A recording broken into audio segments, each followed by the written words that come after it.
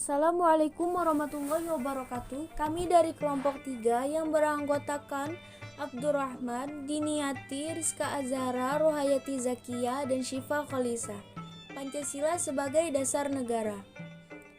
Dalam mata kuliah Pancasila yang diampu oleh Bapak Dosen Selamat Maulana SPD MPD, Pancasila sebagai dasar negara dicantumkan dalam alinea keempat pembukaan Undang-Undang Dasar Negara Republik Indonesia pada tahun 1945, yaitu yang berbunyi, maka disusunlah kemerdekaan kebangsaan Indonesia itu dalam suatu Undang-Undang Dasar Negara Indonesia yang terbentuk dalam suatu susunan negara Republik Indonesia yang berkedaulatan rakyat dengan berdasar kepada ketuhanan yang Maha Esa, kemanusiaan yang adil dan beradab, persatuan Indonesia,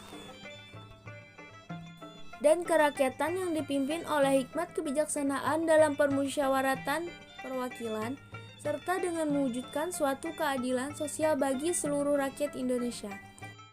Pokok-pokok pikiran yang terdapat dalam pembukaan Undang-Undang Dasar Negara Republik Indonesia tahun 1945 yang di dalamnya ada dasar negara, yaitu Pancasila, yang sudah tentu menjadi dasar bagi penyelenggara negara. Terdapat 9 prinsip pokok yang mendasari penyusunan sistem penyelenggaraan negara Indonesia dalam rumusan undang-undang. Yang pertama, prinsip ketuhanan yang Maha Esa sesuai dengan pengertian sila pertama Pancasila sebagaimana termaktub dalam pembukaan Undang-Undang Dasar Negara Republik Indonesia 1945, setiap manusia Indonesia sebagai rakyat dan warga negara Indonesia diakui sebagai insan beragama berdasarkan ketuhanan yang Maha Esa. Yang kedua, sejak proklamasi kemerdekaan 17 Agustus tahun 1945, bentuk pemerintahan yang dipilih adalah republik dan bukan kerajaan. Undang-Undang Dasar Negara Republik Indonesia tahun 1945 dengan tegas menyatakan bahwa Indonesia adalah negara hukum. Yang ketiga, paham kedaulatan rakyat dan demokrasi negara Indonesia juga menganut paham kedaulatan rakyat. Pemilik kekuasaan tertinggi yang sesungguhnya dalam negara Indonesia adalah rakyat. Kekuasaan itu harus didasari berasalkan dari rakyat, oleh rakyat, untuk rakyat. Keempat, demokrasi langsung atau demokrasi perwakilan kedaulatan rakyat Indonesia diselenggarakan secara langsung dan melalui sistem perwakilan.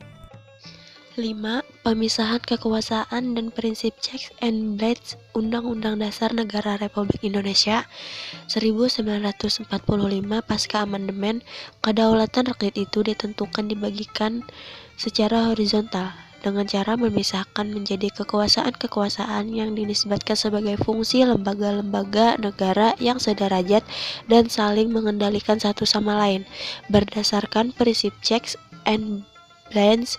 Kekuasaan legislatif berada pada Majelis Permusyawaratan Rakyat, tetapi majelis ini terdiri dari dua lembaga perwakilan yang sederajat dengan lembaga negara lainnya. 6. Sistem pemerintahan presidensil berdasarkan Undang-Undang Dasar Negara Republik Indonesia 1945. Pemerintahannya menganut sistem presidensil yang pada pokoknya adalah sebagai berikut. Pertama, pada sistem pemerintahan presidensil ini, presiden dan wakil presiden merupakan satu institusi penyelenggara kekuasaan eksekutif negara yang tertinggi di bawah Undang-Undang Dasar. Kedua, presiden dan wakil presiden dipilih rakyat secara langsung.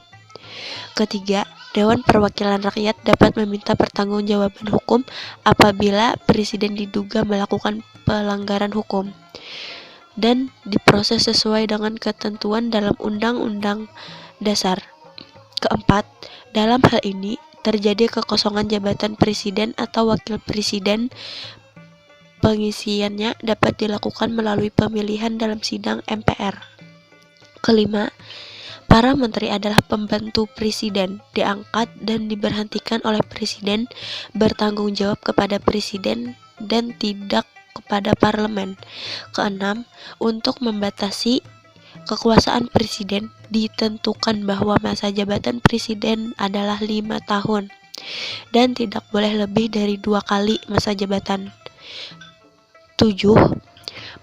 Persatuan dan keberagaman dengan adanya tingkat keberagaman yang sangat tinggi dalam bidang suku, bangsa, agama, dan budaya yang diwarisi bangsa Indonesia, mengharuskan bangsa Indonesia dengan seerat-eratnya dalam keragaman tersebut. 8. Paham demokrasi ekonomi dan ekonomi pasar sosial. Paham kedaulatan rakyat di Indonesia selain berkenaan dengan demokrasi politik, juga mencakup paham demokrasi ekonomi. 9. Cita masyarakat madani di abad gelombang liberalisme baru berkembang di mana-mana, dan bersamaan dengan itu terjadi kegagalan paham sosialisme lama di berbagai penjuru dunia. Sehubungan dengan hal tersebut, keberdayaan masyarakat madani dalam hubungan antara negara, masyarakat, dan pasar berkembang sangat pesat disertai oleh gelombang globalisasi yang mempengaruhi kehidupan seluruh umat manusia. Pancasila sebagai dasar negara pada hakikatnya adalah sumber dari segala sumber hukum atau sumber tertib hukum sebagai dasar negara, ideologi bangsa dan negara. Perekat bangsa, Pancasila harus selalu dipertahankan dan ditanamkan kepada seluruh rakyat Indonesia. Pancasila sebagai benteng dan pegangan dalam kehidupan bangsa dan bernegara saat ini dan di masa yang akan datang.